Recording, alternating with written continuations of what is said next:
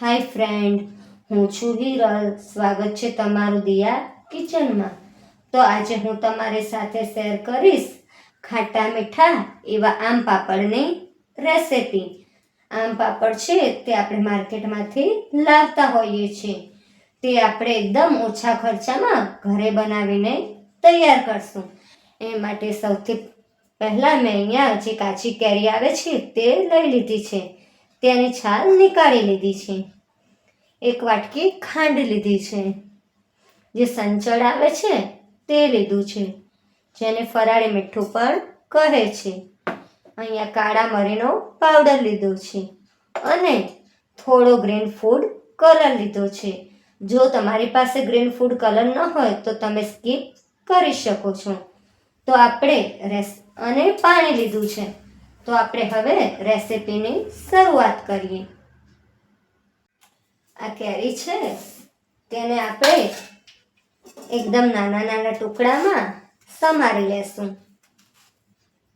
વચ્ચેથી આપણે ગોટલી કાઢી લેવાની છે, જેથી આપણા આમ પાપડ છે તે બગડે નહીં અને વચ્ચે વચ્ચે આવે નહીં.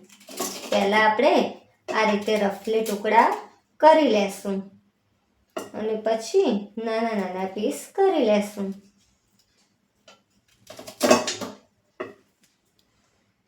આ રીતે આપણે ગોટલી નીકાળી અને કેરીના રફ પીસ કરી લીધા છે. હવે આપણે એકદમ નાના નાના પીસ કરી લેશું. આ રીતે આમ પાપડ બનાવી તમે 1 વર્ષ સુધી એરટાઈટ ડબ્બામાં સ્ટોર કરી શકો છો.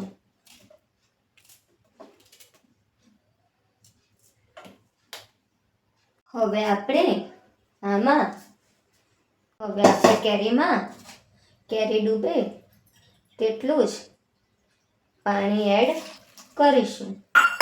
બસ અહીંયા મેં 1 વાટકી જ પાણી એડ કર્યું છે, વધારે પાણી એડ કરવાનું નથી. જો આપણે આ સ્ટેજ પર વધારે પાણી એડ કરશું તો આમ પાપડ બનાવતી વખતે આપણને થોડી વાર લાગશે.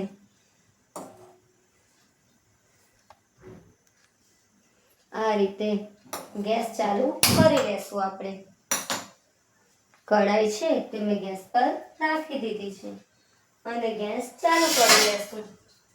હવે આપણે તેને ધીમા ગેસે ચડવા દેશું અને આ રીતે વાસણ પર ઢાંકી લેશું, જેથી તેની વરાળ છે તે બહાર ન જાય અને જલ્દીથી કેરી છે તે ચડી જાય. હવે આપણે ચેક કરી લેશું કે આપણી કેરી છે તે ચડી ગઈ છે કે નહીં.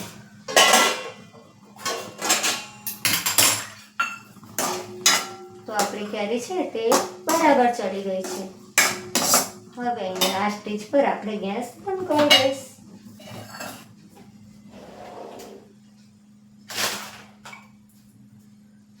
ગેસ બંધ કરી આ જે કેરી છે તે આપણે આ રીતે જે મેશ કરવાનું આવે છે તેનાથી એકદમ મેશ કરી લેશું. એકદમ આપણે સ્મૂથ પેસ્ટ તૈયાર કરવાની છે. જો તમારે આ સ્ટેજ પર મિક્સરમાં જો પીસવી હોય તો મિક્સરમાં પણ તમે પેસ્ટ તૈયાર કરી શકો છો. પણ અહીંયા ફક્ત મારી 4 કેરી હોવાથી મેં મિક્સરનો યુઝ કર્યો નથી અને આ રીતે હું સ્મૂથ પેસ્ટ તૈયાર કરી લઈશ.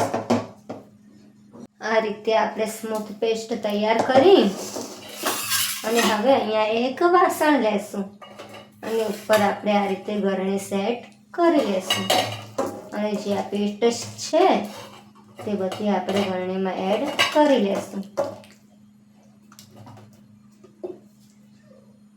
તો અહીંયા આપણે જે વાસણમાં પેસ્ટ કેરી બાફી હતી તે વાસણ રાખવાનું છે. આગળ આપણે આનો ઉપયોગ કરીશું અને પેસ્ટ છે તે બધી આ રીતે આપણે ગરણી ચાળવાની જે લોટ ચાળવાની ચાળણી છે તેમાં એડ કરી દીધી છે અને આ રીતે આપણે પ્રેસ કરતા જઈ અને તેને બરાબર ફાઇન પેસ્ટ તૈયાર કરી લેશું. આ રીતે આપણે કરતા જઈ પછી ગરણીની મદદથી આ રીતે આવશે તેને એક વાસણમાં ભેગી કરી લેશું. આ રીતે આપણે બધી પેસ્ટને તૈયાર કરી લેવાની છે.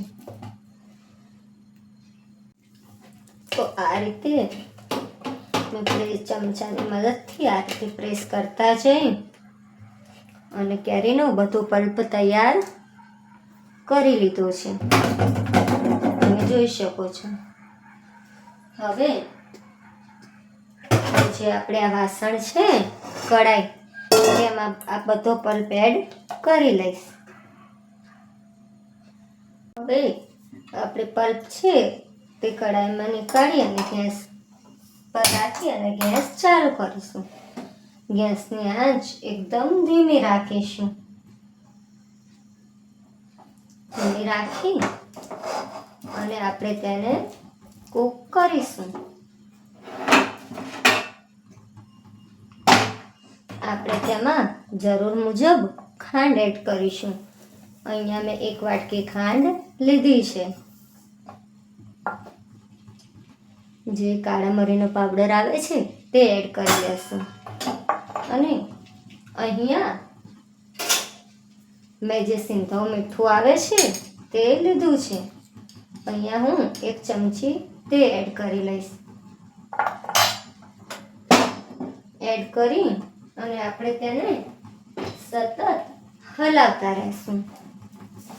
તો બધું બરાબર મિક્સ કરી આપણે તેને સતત હલાવતા રહેશું.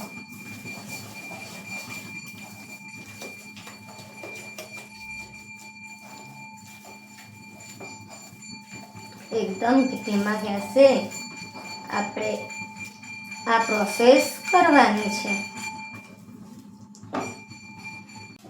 તે બરાબર ચમચો લઈ લેશું અને આપણે થોડી વાર રહેવા દેશું, એટલે બબલ્સ આમાં બને છે કે નહીં તે આપણને ખ્યાલ આવે.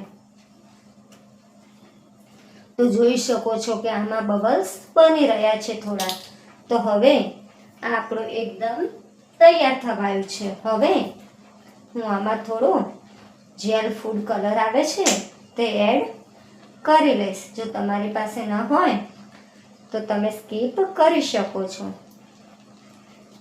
તો આપણો બની ગયું છે. હવે આ સ્ટેજ પર હું આટલો જેલ ફૂડ કલર છે ગ્રીન તે એડ કરી લઈશ બરાબર, જેથી આપણો કલર છે તે એકદમ કાચી કેરી જેવો આવે.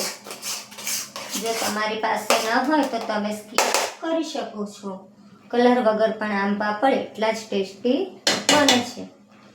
અને હોય તો તમે એડ કરજો, તો દેખાવમાં પણ સુંદર લાગે. તમે જોઈ શકો છો એકદમ જે બેટર છે તે એકદમ સાઇન આપે છે. હવે આપણે હટાવી અને ગેસ બંધ કરી લેશું. હવે જો બબલ્સ બને છે એટલે આપણે બેટર છે તે આમ પાપડ માટે બિલકુલ તૈયાર છે. આ સ્ટેજ પર જ આપણે બંધ કરવાનું છે. આપણે ગેસ બંધ કરી અને જે ગ્રીસ કરીને થાળી રાખી છે તેમાં બધું બેટર એડ કરી લેશું. અહીંયા ગરમ હોવાથી આપણે આ પ્રોસેસ થોડી સાચવીને કરવાની છે.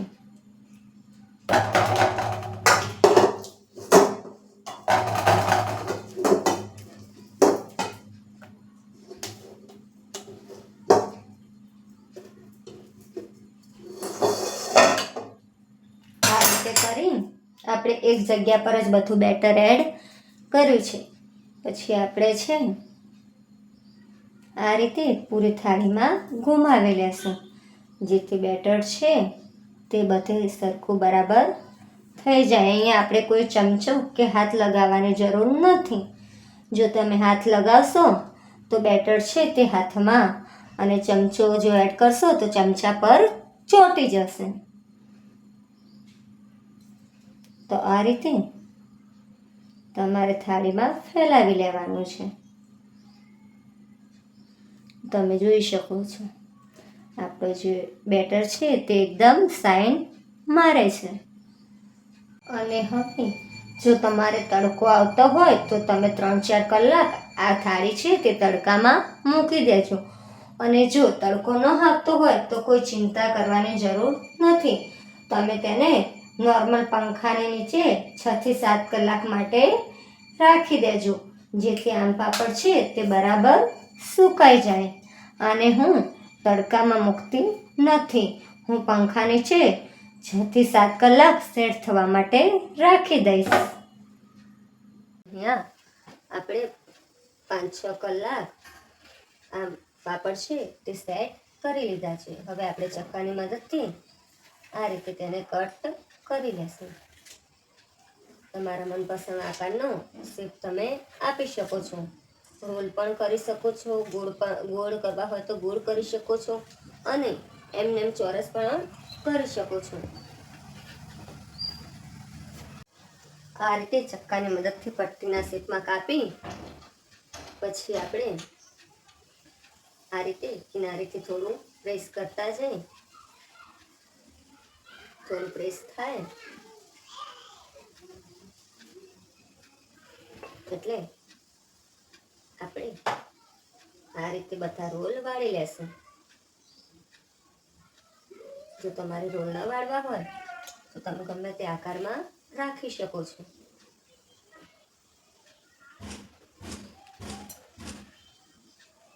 બધા આમ પાપડનો આપણે આ રીતે રોલ તૈયાર કરી લેશું. અને આપણે એરટાઈટ ડબ્બામાં ભરી અને 1 વર્ષ સુધી સ્ટોર કરી શકીએ છીએ. તો અહીંયા મેં માર્કેટમાં મળે એ રીતે આમ પાપડના રોલ તૈયાર કરી લીધા છે. તો તૈયાર છે માર્કેટમાં મળે એવા આમ પાપડ. જો તમને મારી રેસિપી ગમી હોય તો ઘરે જરૂરથી એકવાર ટ્રાય કરજો, અને મારા વિડીયોને લાઈક, શેર અને સબસ્ક્રાઈબ કરજો, અને બાજુમાં રહેલી બેલ આઇકન ટિક કરજો, જેથી મારા નવા વિડીયો તમારા સુધી પહોંચી શકે. આ આમ પાપડને તમે એરટાઈટ ડબ્બામાં ભરી અને 1 વર્ષ સુધી સ્ટોર કરી શકો છો. તો આપણે મળીશું એક નવા વિડીયો સાથે. ત્યાં સુધી બાય બાય. Thank you.